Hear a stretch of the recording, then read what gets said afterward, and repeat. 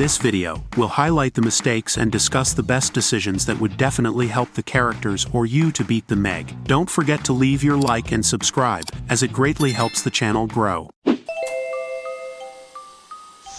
In Shanghai, Morris is transported by helicopter to the Mana 1 research facility located in the ocean. There, a project aimed at revolutionizing the world is in full swing. Zhang, the station director, welcomes Morris and introduces him to his daughter Su-Yin, a renowned biologist and leader of the team. Descending to the lower levels, they arrive at the central axis leading to the laboratories, where Morris admires the view of the ocean depths.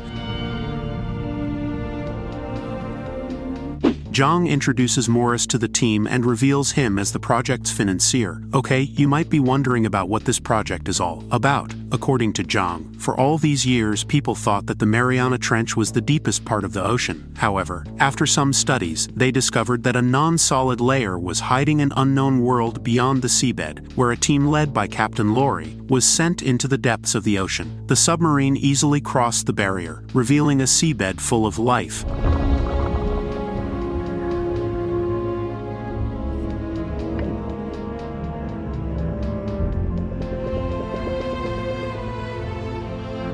The team is alerted by radar about the imminent approach of a colossal entity attacking the submarine.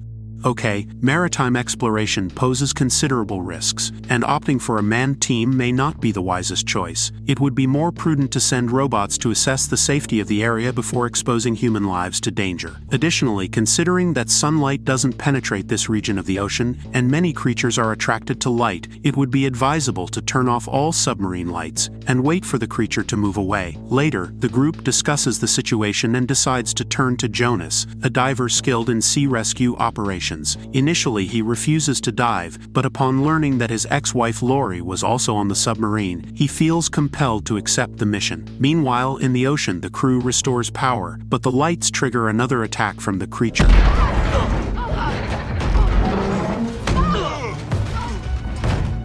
Laurie is injured, and the oxygen supply is compromised, leaving only a few minutes of life for the crew. Aware of the urgency, Su-Yin initiates an independent rescue, promising to return to her daughter, Mei.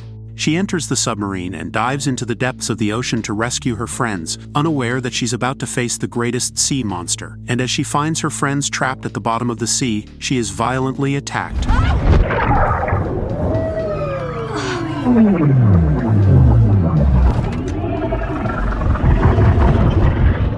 Enormous tentacles envelop her, squeezing her submarine from all sides, making it clear that the creature is a giant octopus. However, another monster emerges.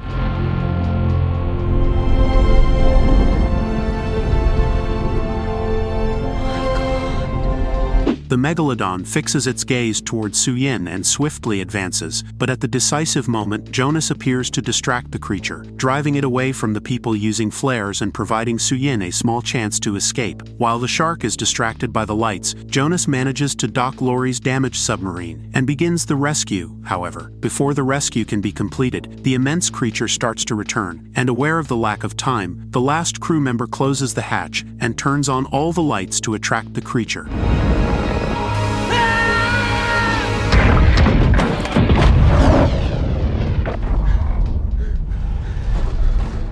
Okay, this whole scenario is genuinely intriguing, especially considering that the Megalodon disappeared almost 2 million years ago. But the reasons behind its extinction remain mysterious, whether due to climate change or competition with other predators. As a biologist, Su-Yin should be aware that abyssal creatures are attracted to light. Therefore, descending to that location with the headlights on seems like a misguided decision, especially considering that the crew had already left a trail of lights. Su-Yin could have simply followed that trail, and Jonas also seems to have been hasty in using all the flares at once when he could have used half to attract the monster's attention and save Su-Yin, reserving the rest for the submarine rescue, since it was obvious that the creature would make another attack attempt. The crew manages to return to the surface. Although they mourn the loss of their colleague, they gather to discuss the next steps. However, Su-Yin's daughter explores the lower levels unaware that the huge shark is stealthily approaching.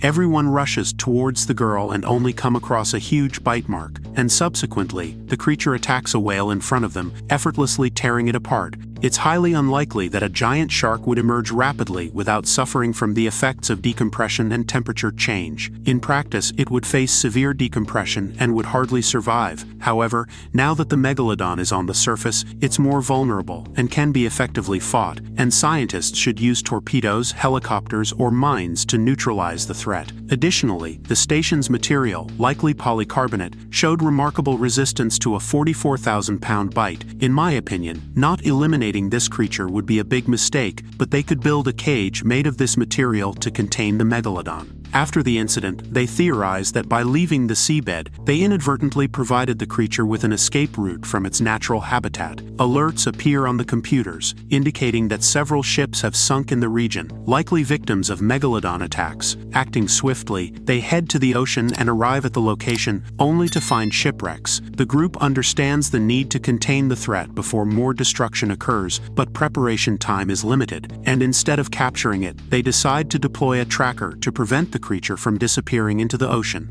However, someone needs to approach the creature, and as no one volunteers, Jonas offers to swim near the animal and even manages to successfully attach the tracker. However, the team pulls Jonas back too quickly, which attracts the shark's attention. Fortunately, Jonas escapes.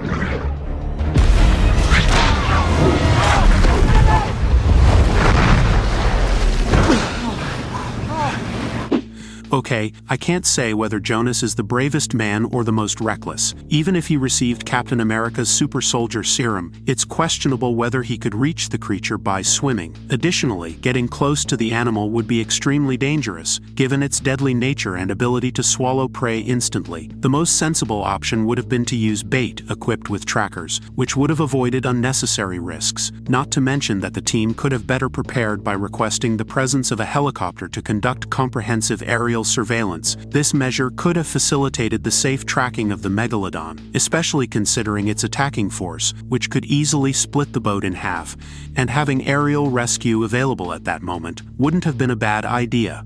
After placing the tracker on the animal, Suyin enters a cage as bait and smaller sharks circle the cage but retreat when the Megalodon approaches. However, she injects a tranquilizer into the monster while struggling inside its mouth, but the Megalodon persists, attempting to swallow the cage and putting Suyin's life in danger. Jonas heroically dives and goes towards his friend. While the shark continues to pull the cables, a crew member falls into the ocean, attracting the shark and offering Jonas the opportunity to save Suyin. The Megalodon quickly moves towards the surface to attack the new target, but the woman narrowly escapes.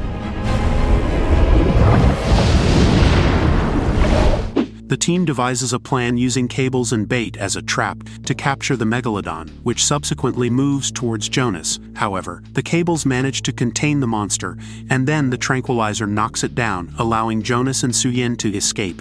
It's noteworthy that all these talented minds didn't anticipate the possibility of the shark easily dragging the boat or breaking the cable, given its impressive strength. Even more surprising is the lack of consideration from a biologist, who supposedly should be familiar with the weaknesses of sharks, but devised a plan that involved precisely targeting the animal's light-sensitive eyes with a laser. While they're celebrating for capturing the creature, an even larger Megalodon emerges.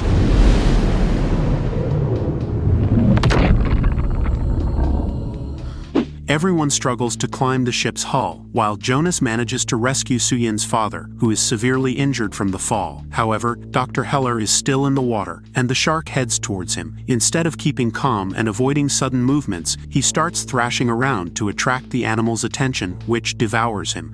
And through his sacrifice, the survivors retrieve the lifeboats. They escape danger, but Suyin's father doesn't survive, leaving his daughter in tears. At the station, Morris declares that he has informed all neighboring governments about the creature's presence, and that they have dispatched 2 destroyers to launch torpedoes at the shark. But secretly, he recruited a team of mercenaries to eliminate it with explosive charges. Unfortunately, they ended up accidentally killing a whale, and upon realizing the Megalodon's proximity, the team panicked and fled, but Morris ended up falling into the sea and being devoured by the monster. Indeed, Heller's courageous act was accompanied by a touch of recklessness. If he had chosen to calmly swim to the boat, he might have had a better chance of survival, as sharks primarily rely on vibrations and have limited vision. As for Morris, it's evident that he lacked experience with marine life, as whales and sharks differ significantly in size, sound, color, and behavior. His death was the result of recklessness and could have been avoided with more caution and a better prepared team. Additionally, it would have been a wiser choice to remain in the helicopter instead of exposing himself to danger on the boat. The next day, consequently, the team soon discovers what Morris did and decides to confront the Megalodon on their own. Meanwhile, the creature was on an island enjoying an immense feast.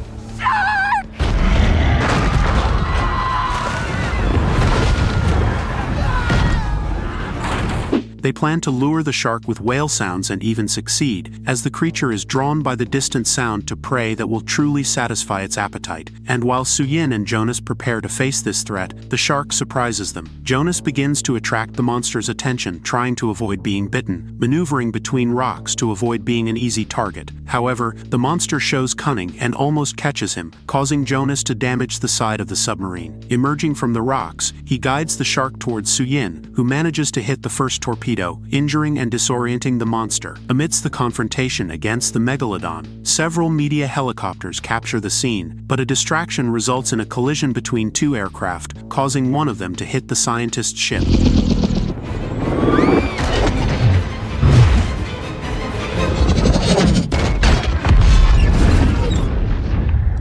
With the crew in the sea, including his daughter, Suyin uses her submarine to rescue the survivors, while Jonas decides to end the situation by facing the shark, using damaged parts of the submarine to injure it. However, this only enrages the Megalodon further, causing it to destroy the submarine. But in a desperate act, Jonas uses the wreckage to pierce the creature's eye.